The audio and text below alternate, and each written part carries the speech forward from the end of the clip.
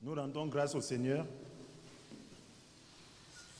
pour cette 6e édition du culte de guérison.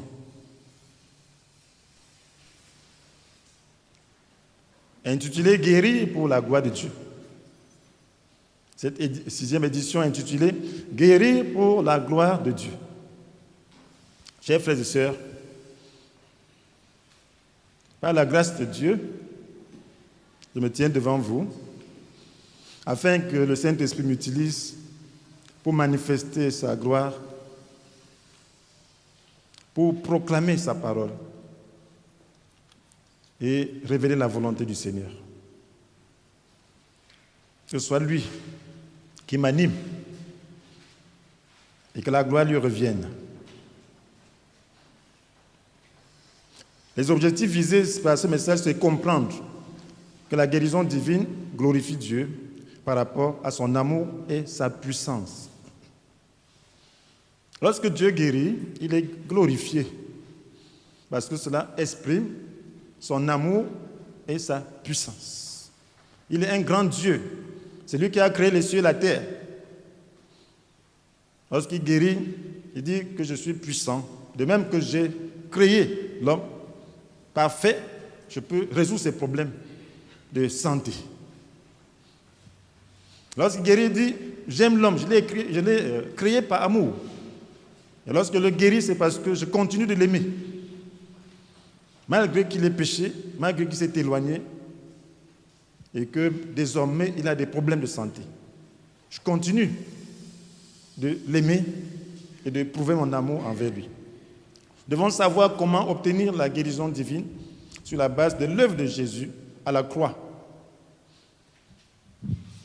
Nous allons se passer à l'essentiel parce que je crois que le Seigneur voudrait communiquer sa volonté et sa parole.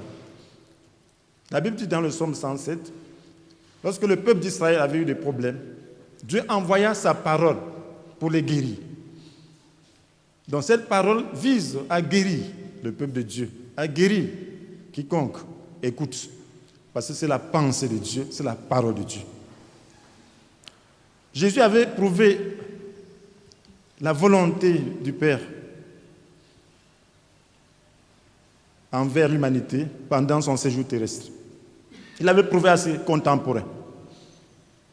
Qu'est-ce qu'il faisait? Vous voyez déjà, Dieu avait montré à son peuple qu'il demeurait le Dieu Tout-Puissant et qui témoignait toujours de l'amour envers eux. En créant un espace où toutes les maladies pouvaient être guéries. Il voulait montrer qu'il est puissant. Il y avait la piscine de Bethesda. Tout malade qui entrait le tout premier, après que l'ange ait agité l'eau, était guéri, quelle que fût sa maladie. Là, c'est la puissance de Dieu. Il n'y a aucun homme sur la terre, aucune autre puissance qui puisse guérir toute maladie de manière spontanée, de manière efficace. Sauf Dieu. Dieu montrait toujours à son peuple qu'il était le Tout-Puissant et qu'il les aimait. Maintenant, lorsque Jésus vient, c'était pour manifester l'amour de Dieu, pour manifester la gloire de Dieu aux hommes. Qu'est-ce qu'il faisait? La Bible nous dit qu'il guérissait tous les malades qui venaient vers lui pendant qu'il exerçait son ministère, pendant qu'il prêchait. En Matthieu chapitre 4, verset 23, la Bible nous dit que Jésus faisait le tour de toute la Galilée. Il enseignait dans les synagogues, proclamait la bonne nouvelle du règne des cieux. Et le plus important encore, il guérissait ceux qui rencontraient de toutes leurs maladies et de toutes leurs infirmités. Donc il proclamait la bonne nouvelle du règne des cieux. Et guérissait ceux qui rencontraient pendant l'exercice de son évangélisation, ceux qui rencontraient, il les guérissait de toutes leurs maladies et de toutes leurs infirmités, toutes, pour montrer la souveraineté et la toute-puissance de Dieu, pour montrer l'amour de Dieu. Et vous voyez, il n'y avait pas de doute, il n'y avait pas l'homme d'un doute, parce que les gens venaient de partout pour mener leurs malades auprès de Jésus. pendant qu'il exerçait son ministère. Et il les guérissait tous, de différentes manières. Ça, c'était pour dire que la maladie ne vient pas de Dieu. C'était pour dire que la maladie ne glorifie pas Dieu. C'était pour dire que la guérison glorifie Dieu, que la pensée de Dieu, c'est la guérison, la santé. C'est pour dire que la gloire de Dieu, c'est la santé, c'est la guérison. La maladie n'est pas la gloire de Dieu. Dieu l'a prouvé à travers la mission terrestre de Jésus. Et tout le monde l'a vu. Vous voyez, donc il faut manifester la gloire de Dieu.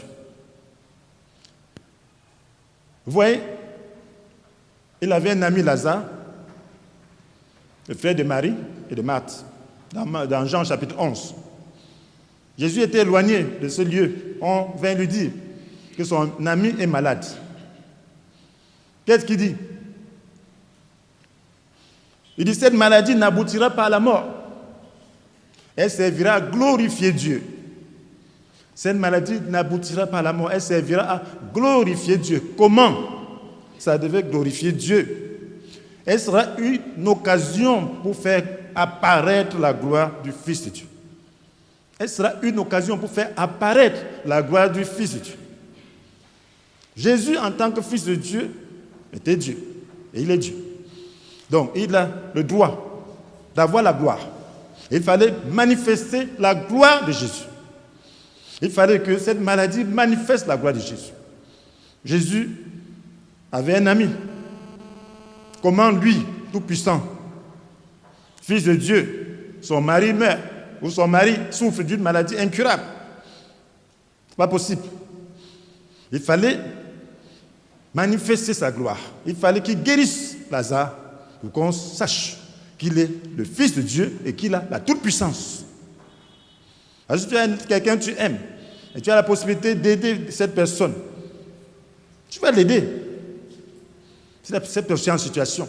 Donc ça devait servir à glorifier Jésus. Dieu l'a fait de la plus belle manière en permettant que Lazare meure. Il est allé, il a ressuscité Jésus, Lazare. Et à partir de là, la gloire de Jésus, sa renommée s'est répandue partout. De sorte qu'on cherchait à tuer Lazare. Parce que la présence de Lazare démontrait la puissance de Jésus. La présence de Lazare démontrait la puissance de Jésus.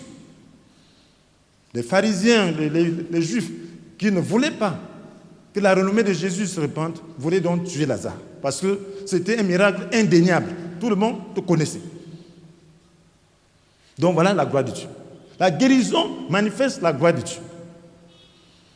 Chers frères et sœurs, il y avait un aveugle né. La maladie n'est pas toujours liée à un péché particulier. C'est ce que Jésus voulait dire. Si c'était lié seulement à un péché particulier, tout le monde serait très malade. Mais ça peut être lié aussi à un péché particulier. Mais Jésus a montré qu'il y a le péché général qui a plongé l'homme dans cet état de faiblesse. Mais il y a des maladies particulières qui peuvent glorifier Jésus, qui peuvent glorifier Dieu. Dans Jean chapitre 9, Jésus a vu un aveugle de naissance. Alors ses disciples sont intéressés à lui, parce que c'était un mendiant. Mais est-ce qu'il a péché? Il est né déjà aveugle. Il a péché quand? C'est son péché qui l'a rendu ainsi, ou le péché de ses parents. Qu'est-ce que Jésus lui a dit? Là, c'est Jean chapitre 9, verset 3. Jésus lui a dit, cela n'a pas de rapport avec son péché, ni avec celui de ses parents. Alors son état d'aveugle de naissance n'a pas de rapport avec son péché, ni avec celui de ses parents. Et qu'est-ce qu'il veut dire donc? C'est pour qu'en lui tous puissent voir ce que Dieu est capable de faire. C'est pour qu'en lui tous puissent voir ce que Dieu est capable de faire. Dieu l'a permis pour manifester sa gloire, pour montrer aux hommes ce qu'il est capable de faire. Qui peut guérir un aveugle de naissance? Quelle médecine peut faire cela? Quel charlatan peut faire cela? Quelle secte peut faire cela? Quelle puissance satanique peut faire cela? Il n'y a que la puissance de Dieu. Donc, c'était pour montrer aux hommes, ne vous dévoyez pas. Venez au vrai Dieu. Il vous aime, il est tout puissant. Je suis capable de refaire ce que j'ai fait. C'est moi qui vous ai créé. Je suis en mesure de vous guérir, de vous donner la santé. Et Jésus a aussi chassé une légion de démons sur un homme qui était possédé. Légion de démons. Ça, c'est Marc, chapitre 5, verset 19. Après avoir chassé ces démons, ce monsieur voulait continuer de suivre Jésus. Qu'est-ce que Jésus lui a dit? Jésus lui a dit, va, rentre chez toi, auprès des tiens, et raconte-leur ce que Dieu a fait pour toi, et comment il a eu pitié de toi. Va, rentre chez toi auprès des tiens, et raconte-leur ce que Dieu a fait pour toi, et comment il a eu pitié de toi. Lorsque Dieu guérit, c'est pour dire aux hommes qu'il est Dieu, qu'il est le grand Dieu. C'est pour manifester sa gloire. C'est pour montrer aussi qu'il a de la compassion envers sa création. Il a de la compassion envers les malades. Il voudrait que sa gloire se manifeste. Donc lorsqu'il guérit, c'est pour sa gloire. C'est pour dire que je suis Dieu. C'est pour dire que j'aime l'homme. Vous voyez, frères et sœurs, et c'est la raison pour laquelle la Bible nous dit, lorsque nous recherchons la guérison, tout ce que nous faisons, nous devons le faire pour la gloire de Dieu. Nous devons rechercher la guérison pour la gloire de Dieu. Est-ce que nous voulons vraiment reconnaître la puissance de Dieu? Est-ce que nous voulons reconnaître son amour? Est-ce que nous voulons manifester donc cette gloire, faire connaître aux hommes que Dieu est bon et qu'il est puissant? Est-ce que nous voulons vraiment que les hommes sachent que Dieu est grand et qu'il est puissant? La Bible nous dit, dans le psaume 50, versets 14 à 15, en sacrifice à Dieu, offre donc ta reconnaissance. Dieu veut qu'on soit reconnaissant. Est-ce que nous voulons apprécier l'amour de Dieu? Est-ce que nous voulons célébrer sa gloire? Est-ce que nous voulons dire, Dieu, tu es bon, tu m'as guéri. Dieu, tu es bon, tu m'aimes. Dieu, tu es bon, tu es tout puissant. Est-ce que nous voulons célébrer sa gloire? Vous savez, lorsqu'on a déjà tout, ce qu'on veut, c'est la gloire. Or, la gloire ne convient qu'à Dieu. Voilà pourquoi le Seigneur voudrait que la gloire de l'enfant de Dieu, de tout homme, se manifeste en Christ. Dieu a donné un moyen par lequel célébrer la gloire. Si tu veux te glorifier, la Bible dit, dans 1 Corinthiens chapitre 1, verset 30 et 31, que c'est en Christ qui se trouve pour nous l'acquittement, la purification, la libération du péché. Il dit qu'il en est ainsi pour que soit respecté ce commandement du Seigneur. Si quelqu'un veut éprouver la fierté, qu'il place sa fierté dans le Seigneur. Ça veut dire que c'est Dieu qui accomplit tout pour que lorsque tu veux manifester de la fierté, que tu célèbres Jésus. Tu dois élever le nom de Jésus. Tu dois élever Jésus dans ce que tu fais. Tu dois dire, je suis content, je suis fier de Jésus. Il faut te vanter de Jésus. Dieu veut qu'on se vante de lui, qu'on vante sa gloire, qu'on dise combien il est puissant, pas de toi. Souvent, on peut donner des témoignages et on connaît des guérisons de ce que Dieu a fait et on connaît la rechute. Pourquoi? Parce que dans ces témoignages, on n'a pas glorifié Dieu. On a montré combien on avait une grande foi, combien on était particulier, combien ceci. On n'a pas élevé Dieu et lui seul, montré combien il est grand, combien on ne méritait pas et il a eu pitié de nous. Si on célèbre Dieu, il soutient sa gloire, il soutient toujours. Voilà pourquoi notre pensée doit être renouvelée. Voilà pourquoi nous devons arrêter la religiosité pour entrer dans une dimension dynamique de communion avec Dieu. Voilà pourquoi nous devons manifester la gloire de Dieu sur la terre. Voilà pourquoi nous devons comprendre qui est Dieu. La Bible dit que nous sommes les fils de Dieu. Nous devons manifester la nature de Dieu et rester à notre place. La Bible nous dit dans Psaume 50, versets 14 à 15, « En sacrifice à Dieu, offre donc ta reconnaissance, accomplis envers le Très-Haut les vœux que tu as faits. Alors tu pourras m'appeler au jour de la détresse. Je te délivrerai et tu me rendras gloire. Alors tu pourras m'appeler au jour de la détresse. Je te délivrerai et tu me rendras gloire. » Alors tu l'appelles, qu'est-ce qu'il fait? Il te délivre. Et qu'est-ce que tu fais quand il t'a délivré? Tu lui rends gloire. Est-ce que tu veux rendre gloire à Dieu? Dieu veut des moyens de pouvoir se glorifier. Est-ce que tu es le moyen par lequel Dieu va se glorifier? Est-ce que ta maladie est un moyen par lequel la gloire du Fils de Dieu va se manifester, va apparaître aux yeux de tous? Est-ce que tu désires te vanter en Jésus? Est-ce que tu veux que les gens voient à quel point Dieu est puissant? Est-ce que tu veux que les gens sachent combien un fils de Dieu, c'est le Fils de Dieu qui a créé toutes choses et qui est capable de faire des choses glorieuses? Frères et sœurs, ce matin, très succinctement, nous allons parler de comment est-ce que Dieu nous guérit aujourd'hui et comment bénéficier de la guérison divine en Christ. Et pour terminer, quel est le rôle des serviteurs de Dieu dans la guérison? Très succinctement, c'est pour comprendre, pour fixer nos pensées. Comment est-ce que Dieu nous guérit aujourd'hui? On a vu que Jésus guérissait ceux qui rencontraient toutes les maladies de toute leur infirmité pendant qu'il prêchait. Mais il n'est plus là physiquement. Comment il le fait aujourd'hui?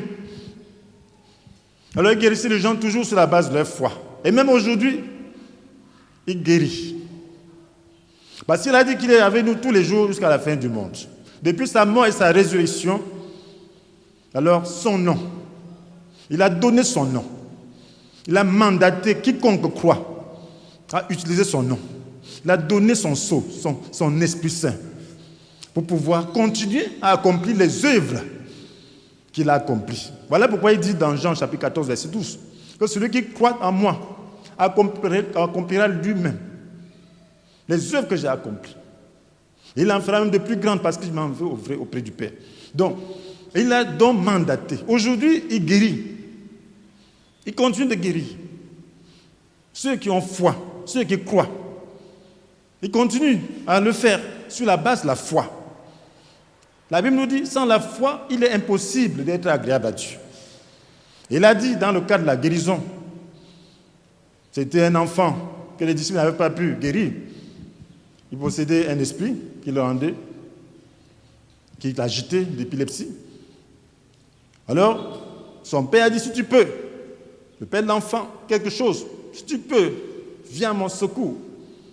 Ah, Jésus lui a dit, tout est possible à celui qui croit. Marc chapitre 9, verset 23. Tout est possible. Ça veut dire que la guérison est fondée sur la foi de celui qui veut être guéri.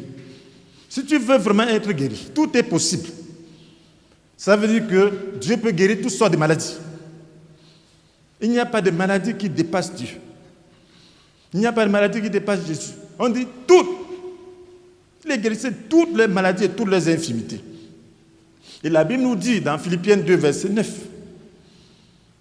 que Dieu a élevé Jésus à la plus haute place et lui a donné le nom qui est au-dessus de tout nom, afin qu'au nom de Jésus, tout être s'agenouille dans le ciel, sur la terre, jusque sous la terre, et que chacun déclare Jésus est Seigneur à la gloire de Dieu le Père. Tout être s'agenouille. Tout être. Tout doit fléchir devant Jésus. Lorsque Jésus était sur la terre, la nature fléchissait. La nature lui obéissait.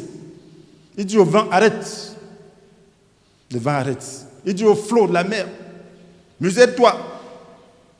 Tais-toi. Les flots se taisent. Il parle à la nature. Alors, ce nom, Jésus, c'est Jésus. Ce nom représente Jésus. Ce nom représente l'autorité de Jésus. Jésus, Jésus agit aujourd'hui de la même manière qu'il a agi hier, au travers des hommes qui ont la foi. Parce que Dieu lui a donné le nom qui est au-dessus de tout nom, afin qu'au nom de Jésus, tout tête s'agenouille. Donc le Seigneur guérit par son nom. Son nom qu'il nous a donné est puissant. Si nous élevons le nom de Jésus au-dessus des situations, avec foi, alors les situations vont se décanter. Si nous élevons le nom de Jésus, avec foi au-dessus des maladies, la maladie va se soumettre. C'est ça la parole de Dieu. C'est ce que Dieu nous dit. Ce n'est pas moi, ce n'est pas ma parole, c'est la parole de Dieu. Il faut que nous puissions croire. Il donne ces paroles dans un contexte bien précis où le monde souffre d'une maladie qui semble mystérieuse, d'un virus qui terrorise tout le monde entier. Et Jésus dit, il faut se tourner vers lui. Il faut croire en lui. Jésus dit, son nom est au-dessus du Covid-19. Son nom au-dessus du coronavirus. Son nom au-dessus de cela. Ce n'est pas juste de l'émotion. C'est la parole de Dieu. Ce que nous croyons. Ce n'est pas pour vous dispenser de mesures sanitaires ou de toute autre mesure que vous pouvez prendre. Mais c'est la parole de Dieu. Nous devons croire. Nous devons croire, la manifester. Mes frères et sœurs, comment bénéficier de la guérison divine en Christ? Vous voyez, lorsque Jésus vient, il prêche. Qu'est-ce qu'il a dit? La Bible nous dit, Jean qui dit, dans Jean 3, verset 16, « Oui, Dieu a tant aimé le monde qu'il a donné son Fils, son unique, pour que tous ceux qui placent leur confiance en lui échappent à la perdition et qu'ils aient la vie éternelle. » Jésus le dit. Jean rapporte les paroles de Jésus. Car Dieu a tant, vous connaissez le verset ici, le verset de Jean 3, 16. Car Dieu a tant aimé le monde qu'il a donné son Fils, son unique, pour que tous ceux qui placent leur confiance en lui échappent à la perdition et qu'ils aient la vie éternelle, échappent à la perdition. La perdition menace l'humanité. Mais Dieu aime l'humanité et a donné son Fils, son unique, afin que seule la confiance puisse faire échapper à la perdition et qu'il ait la vie éternelle, la vie éternelle. Avant de dire ça, nous connaissons le verset 16, mais souvent nous ne connaissons pas le verset 14 et 15. Avant de dire ça, il a d'abord dit quelque chose au verset 14 et 15. Qu'est-ce qu'il a dit? Il dit, dans le désert, Moïse a élevé sur un poteau le serpent de bronze. De la même manière, le Fils de l'homme doit lui aussi être élevé. Dans le désert, Moïse a élevé sur un poteau le serpent de bronze. De la même manière, le Fils de l'homme doit être lui aussi élevé. Et la suite, c'est quoi? Pour que tous ceux qui placent leur confiance en lui aient la vie éternelle. Donc, vous voyez, donc si on se réfère maintenant à cet épisode où Moïse a élevé le serpent de bronze, nous allons comprendre le mystère de la guérison et du salut. Cela nous donne la clé pour la guérison, pour la foi en Christ, pour la foi en l'œuvre de Jésus à la croix. Dans Nombre chapitre 21, que s'était-il passé? À partir du verset 4, alors le peuple était lassé, ils devaient se contourner pour continuer leur chemin vers la terre promise. Ils se sont lassés, ils sont impatientés et ils ont parlé contre Dieu et contre Moïse. Nous lisons, les Israélites quittèrent la montagne de Hor par la route de la mer, des roseaux, pour contourner le pays d'Édom. En cours de route, le peuple se découragea.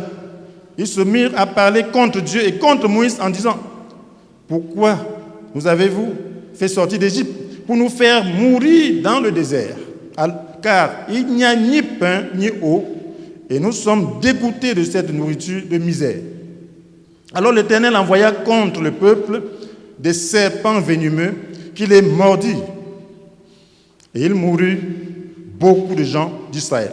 Le peuple vint trouver Moïse en disant, « Nous avons péché lorsque nous avons parlé contre l'Éternel et contre toi. Maintenant, veuille implorer l'Éternel pour qu'il nous débarrasse de ces serpents. Nous avons péché. » Les serpents ont commencé à mordre, les gens sont morts. Ils viennent, nous avons péché. Implore Dieu pour qu'il nous débarrasse de ces serpents. Qu'est-ce que Jésus a dit? Qu'est-ce que Moïse a répondu? Moïse pria donc pour le peuple.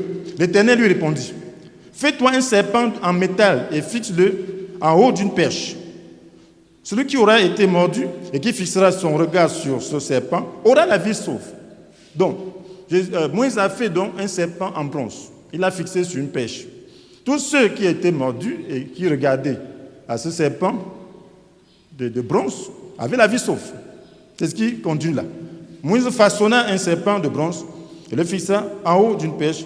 Dès lors, si quelqu'un était mordu par un serpent et qu'il levait les yeux vers le serpent de bronze, il avait la vie sauve. Vous voyez? C'est ce que Jésus dit. Il dit, dans le désert, Moïse a élevé sur un poteau le serpent de bronze.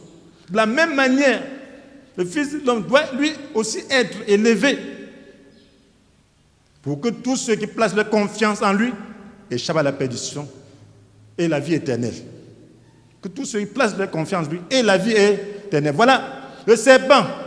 Il y a un grand symbole à travers ce serpent. Le serpent était accroché sur un poteau. C'est le serpent. C'était l'image du serpent qui mordait les gens, ce serpent venimeux. Moïse fait une image de ce serpent en bronze. Maintenant, quiconque était mordu avait seulement besoin de faire confiance en cela, en ce principe. Il devait seulement regarder. Moïse, c'est où on a fixé ici? Il regarde simplement. Dès qu'il regardait, fixement, alors le venin du serpent perdait sa puissance. Il avait la vie sauve. Et Jésus dit que lui-même sera élevé. Je me souviens une fois, une sœur m'a posé la question il y a bien tant d'années, c'était en pleine réunion, comment on peut comparer Jésus à un serpent? Alors vous savez, le diable, c'est le serpent ancien. Et nous ne comprenons pas, en réalité, le prix que Jésus a payé, que le Père a payé pour notre salut. Vous savez ce que Jésus a fait? Le serpent ancien, c'est lui qui a trompé l'homme, a injecté son venin mortel du péché, avec toutes ses conséquences, que sont la maladie, la malédiction, la mort. Voilà l'œuvre de Satan. Le serpent ancien, c'est le diable. Lorsqu'il te mord, c'est juste la destruction. C'est lui qui a détruit l'humanité entière. La Bible dit, le voleur ne vient pour voler, tuer, détruire. C'est ce que le serpent fait. Et qu'est-ce que Jésus est venu faire? Le Fils de l'homme est venu. Le Fils de Dieu est venu pour que les hommes aient la vie. Et une vie abondante. Moi, je suis venu pour que les hommes aient la vie. Une vie abondante, c'est ce que Jésus dit. Donc, pendant que le diable donne la mort, Jésus donne la vie. Comment? Il donne comment? Alors, le prix à payer, c'est quoi? C'était de devenir serpent pour nous. Je le dis comme ça pour que ce soit très fort. Lui, il est devenu le diable pour nous. Comment? Cela veut dire que nous avions les choses du diable. Nous avions le péché. Dieu n'a rien créé de mal. Dieu n'a pas créé le péché. Le péché vient du diable. La mort vient du diable. La destruction vient du diable. La malédiction vient du diable. Dieu n'a pas créé tout ça. Lorsque Dieu créa tout ce qu'il avait fait, il avait apprécié, il avait trouvé, c'était très bon, n'est-ce pas? Est-ce que la malédiction est très bonne? La maladie est très bonne. Il n'y avait pas tout ça. C'est le diable dans sa désobéissance qui a apporté tout ça pour détruire la création de Dieu. Voilà pourquoi Jésus pouvait démontrer cela en guérissant toutes sortes de maladies. Dis-moi une maladie qui vient de Dieu. C'est pour dire qu'aucune maladie vient de Dieu. Jésus est venu pour détruire les œuvres du diable. Et Dieu permet à cause de la désobéissance. Et pour ces raisons, mes frères et sœurs, donc lorsque Jésus le fait, il a porté ça comment? La Bible nous dit, dans 1 Pierre chapitre 2, verset 24, qu'il a pris sur lui nos péchés. Donc nous avions les choses du diable, le péché. Nous avions les choses du diable, la maladie. Nous avions les choses du diable, la malédiction. La Bible dit, Jésus a pris sur lui, il a pris sur lui nos péchés. Il les a portés dans son corps sur la croix. Sur la croix. C'est sur la croix. Afin qu'étant morts pour le péché, nous menions une vie juste. C'est par ces blessures que vous avez été guéris. Par ces blessures. Et Isaïe dit dans Isaïe 53, verset 4. Pourtant, ce sont nos maladies qu'il a prises sur lui. Ce sont nos maladies qu'il a prises sur lui. C'est nos souffrances qui se chargent. Ce sont nos maladies. Nous avons pensé que Dieu l'avait puni, frappé, humilié. Et pourtant, il a été percé pour nos péchés. Il a été brisé pour nos fautes. Et le châtiment qui nous donne la paix est retombé sur lui. Quelque chose de ce genre. Donc, on pensait que Dieu l'avait maudit, puni. Mais ce sont nos malédictions qui prenaient sur lui. Ce sont nos maladies qui prenaient sur lui. Dans Galates 3, verset 13, la Bible nous dit, le Christ nous a libérés, la malédiction que la loi faisait peser sur nous. En prenant la malédiction sur lui à notre... Amen. Il a pris. Alors lorsque tu prends les choses du diable, tu deviens diable. Amen. Il est devenu serpent. Voilà pourquoi Dieu a dit, je ne te connais pas. Il dit, mon Dieu, pourquoi m'as-tu abandonné? Je t'abandonne, tu es le diable. Tu t'es identifié au diable. Il s'est identifié à nous, qui étions du diable. Quand le Seigneur, quand Jean-Baptiste dit race de vipères, il n'est pas en train de jouer, il pèse le mot. Nous étions des serpents. Jésus a accepté de s'identifier au serpent afin de détruire le serpent, la puissance du serpent. Voilà pourquoi lorsque tu regardes Jésus à la croix, tu dois voir tes péchés crucifiés. Tu dois voir tes maladies crucifiées. Tu dois voir ta malédiction crucifiée. Lorsque tu vois Jésus à la croix, tu dois voir la défaite du diable. Lorsque ces Juifs voyaient le serpent de bronze, ils voyaient l'impuissance de ce serpent venimeux. Ce serpent venimeux avait perdu sa puissance et il pouvait donc être guéri. Lorsque tu vois Jésus à la croix, alors vois la défaite du diable, vois l'impuissance de la maladie, vois l'impuissance du péché, vois l'impuissance de la malédiction. Et c'est pour ça que tu es libre du péché. La Bible nous dit dans Colossiens 2, verset 13, qu'il a pris sur lui nos fautes, il les a portées dans son corps. Il a pris sur lui nos fautes, car il a annulé l'acte qui établissait nos manquements à l'égard des commandements. Il a effacé le clouant sur la croix. Là, il a désarmé toute autorité, tout pouvoir. Là, il a désarmé. Lorsque tu vois Jésus crucifié, lorsque tu vois la défaite du diable, ça veut dire que le diable est désarmé. Amen. Lorsque tu vois Satan, ne le vois pas tel qu'il est. Regarde-le par rapport à la croix. Vois que Jésus crucifié a désarmé le diable.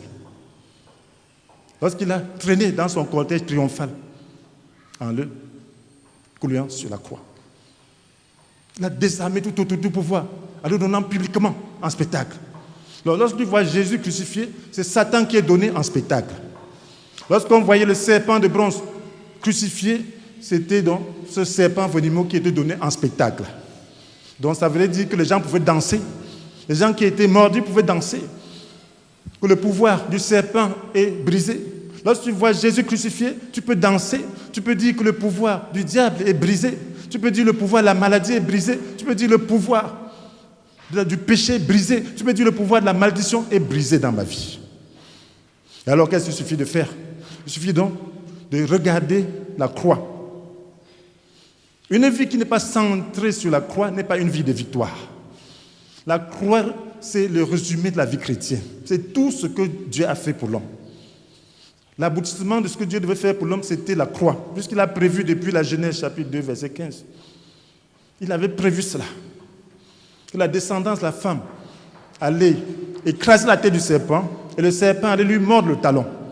En parlant de Jésus, qui devait écraser la tête du serpent à la croix. Donc, lorsque Jésus est crucifié, c'est la tête du serpent.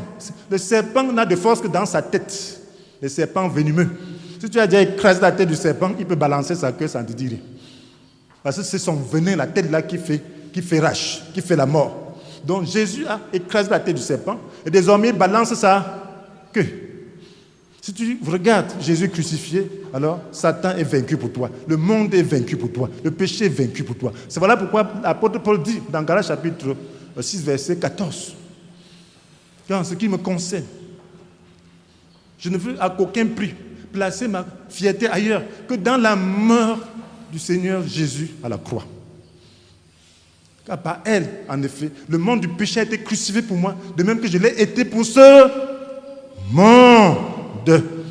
Donc ce n'est pas la croix, c'est le mystère de la croix. Quand tu vois la croix, le péché est crucifié, le monde est crucifié, et tu es crucifié. Ça veut dire que le monde n'a pas de pouvoir sur toi.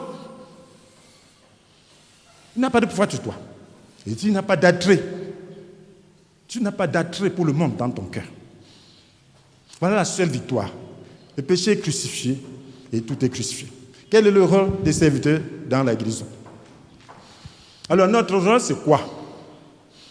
Après avoir reçu tout ça, tout ce que Dieu nous a dit là, quel est le rôle du serviteur? Toi aussi, tu es serviteur ou servant du Seigneur. Quel est ton rôle? Quel était le rôle de Moïse? Le rôle de Moïse, c'était de faire le serpent de bronze et de le placer là et dire au peuple, regardez là-bas. Alors le rôle du serviteur, c'est de montrer aux hommes où se trouve le serpent. Le nouveau serpent de bronze. Où se trouve Jésus crucifié. C'est de montrer aux hommes Jésus crucifié. De montrer aux hommes Jésus-Christ crucifié. Pour que les gens fixent leur regard sur Jésus crucifié. Lorsque vous retirez la croix de la vie chrétienne, ce n'est plus le salut. Parce que le salut ne se trouve qu'à la croix. Et aujourd'hui, il y a tout le désordre à cause du fait que les gens n'ont pas focalisé toutes choses sur la croix. La croix, c'est le chemin étroit, c'est la porte étroite, c'est le chemin difficile. Alors, les yeux doivent être rivés sur la croix. Notre rôle, c'est d'amener les gens à voir Jésus crucifié. C'est de leur présenter Jésus crucifié pour qu'ils puissent fixer leur regard sur Jésus crucifié. Alors, comment on les amène à voir cela? C'est par la parole, esprit et vie concernant l'œuvre de la croix. Le premier disciple n'avait qu'une chose, c'était de dire que Jésus est ressuscité. Il était crucifié, il est ressuscité. Là, on voit Jésus qui est crucifié. Il est crucifié pourquoi? Pour nos péchés, pour nos maladies, pour nos malédictions. Il est crucifié pourquoi? Pour tout cela. Il est ressuscité pourquoi? Pour que cela puisse être possible de vivre. Il est ressuscité pour que nous puissions vivre ce qu'il a accompli à la croix. Voilà l'œuvre du serviteur. Voilà ce que nous devons connaître. Voilà ce que nous devons prêcher aux hommes. Si nous le faisons, tous ceux qui placeront leur confiance en cette œuvre auront le salut, auront la guérison, auront la bénédiction. Et il faudra donc croire. Croire demande la détermination. Qu'est-ce que le peuple devait faire? Alors, pour qu'ils puissent voir le serpent de bronze, ils ont demandé une chose à Moïse. Ils ont dit, nous avons péché. Oui, en parlant contre toi et contre Dieu. Donc ils ont reconnu leur faute. Pour que tu vois la croix, que tu vois Jésus crucifié, il faut reconnaître ta faute. Le premier pas, c'est reconnaître ta faute. Reconnaître que Dieu est juste. Si tu es malade, ce n'est pas la faute de Dieu. Si tu souffres, ce n'est pas la faute de Dieu. Si tu es maudit, ce n'est pas la faute de Dieu. Si tu es pécheur, ce n'est pas la faute de Dieu. Reconnais ton péché. Ils ont reconnu. Et Moïse leur a montré donc le chemin de la guérison. Quand tu reconnais maintenant, regarde la croix. À la croix, tu reçois le pardon. À la croix, tu reçois la délivrance du péché. À la croix, tu reçois la guérison des maladies. À la croix, tu reçois la bénédiction et non la malédiction. Lorsque tu acceptes qui tu es, ce que tu as fait contre Dieu, tu as offensé Dieu, tu le reconnais. Alors tes yeux peuvent donc se fixer sur l'œuvre de Jésus à la croix et tu vas obtenir la guérison. Tu dois l'obtenir par ta prière, par la persévérance. Dieu peut le faire en un clin d'œil, même pendant qu'on parle là. Tu peux recevoir ta délivrance. Mais tu dois être déterminé à reconnaître que cette œuvre est vraie. L'histoire nous le prouve. L'histoire prouve que c'est vrai. On n'a plus à démontrer. Jésus est venu, il est né. Il n'est pas né d'un homme. Il n'est pas né de rapport entre l'homme et la femme. Il est né en vertu de la puissance du Saint-Esprit. Et il a mené une vie sainte. Il est mort et ressuscité. C'est vrai. Donc ce qui fait que l'œuvre de la croix est vraie. Ce que Jésus a fait est vrai. Donc ce qui veut dire que ce n'est pas qu'il va encore faire. C'est nous qui devons entrer dans cela. Donc ce n'est pas qu'il doit nous délivrer encore du péché. Il a déjà fait. C'est nous qui devons entrer dans cette victoire. C'est nous qui devons nous connecter à cela, par la foi et par la personne. La foi demande que tu crois vraiment, franchement, et que tu sois déterminé à y arriver. Tu fasses tout ce qu'il faut pour y arriver. Dans la prière, dans les actions, dans le sens. Parce que la prière, ce n'est pas demander quelque chose que Dieu ne veut pas. Les enfants de Dieu pensent souvent que prier, c'est demander ce que Dieu ne veut pas. Dieu n'a pas prévu de répondre à une demande qu'il ne veut pas. Amen. La Bible dit que nous avons cette assurance devant le Seigneur, si nous demandons quelque chose qui est conforme à sa volonté, il nous écoute. Et si nous écoute, nous savons aussi que l'objet de nos demandes nous est acquis. Cela veut dire que ce que tu as déjà libéré dans sa volonté, ce que tu connais comme la volonté de Dieu, c'est ça que tu dois prier. Et tu dois prier jusqu'à obtenir avec détermination. Donc, l'œuvre de la croix, ce n'est pas que tu restes comme ça, ça se manifeste sans que tu pries. Tu dois prier, ça te donne plutôt l'objet de ta prière. Ça te montre quel est l'objet de ta prière. Où tu pries franchement. Dieu a voulu qu'on puisse prier avant d'obtenir. Donc, tout ce que nous pouvons faire, c'est demander, prier, utiliser tous les moyens que Dieu nous donne pour pouvoir réaliser ce qu'il a déjà fait. Ce n'est pas un travail. C'est la manifestation de la foi. Et si tel est le cas, mes frères et sœurs, si nous voulons glorifier Jésus à travers ce qu'il a fait à la croix, si nous voulons le remercier comme nous l'avons vu, qu'un sacrifice offre donc ta reconnaissance. Un sacrifice à Dieu offre donc ta reconnaissance. Accompli envers le Très-Haut les vœux que tu as fait. Alors tu pourras m'appeler au jour de la détresse. Je te délivrerai et tu me rendras gloire. Donc tu peux appeler le Seigneur au jour de la détresse. Il te délivrera, tu lui rendras gloire. Est-ce que tu veux lui rendre gloire? C'est ce que nous avons dit dès le début. Est-ce que tu veux rendre gloire à Dieu? Est-ce que tu veux que ta vie glorifie Dieu? Est-ce que tu veux célébrer son nom? Est-ce que tu veux dire qu'il est tout puissant? Est-ce que tu veux lui dire qu'il aime? Oh, nous, enfants de Dieu, Église du Seigneur, nous devons montrer aux hommes que Dieu nous aime et que ce qu'il a fait à la croix est vrai. Il est prêt à faire cela. Si nous voulons vraiment glorifier le Seigneur, sortons de notre position de bébé et cherchons à célébrer le Seigneur. Cherchons à glorifier le Seigneur. Sortons de la vanité et cherchons à glorifier le Seigneur. Si nous recherchons seulement la gloire du Seigneur, le Seigneur se glorifiera. Alors toi qui ne connais même pas encore le Seigneur, veux-tu reconnaître tes péchés devant Dieu pour bénéficier de son œuvre à la croix? Est-ce que tu veux bénéficier de l'œuvre du Seigneur à la croix? Tu peux prier donc avec moi. Tu dois dire, Seigneur Jésus, je reconnais que je suis pécheur de naissance, que je n'ai pas obéi à ta parole. Pardonne-moi et purifie-moi de tout le mal que j'ai commis. Merci pour ta mort à la croix, car au travers d'elle, tu as porté mes péchés, mes maladies et mes malédictions. Je reçois ma délivrance du péché, de la maladie, de la malédiction. Je te promets de t'en rendre gloire. Merci Seigneur. Amen. Amen. Est-ce que nous pouvons acclamer le Seigneur pour son œuvre à la croix?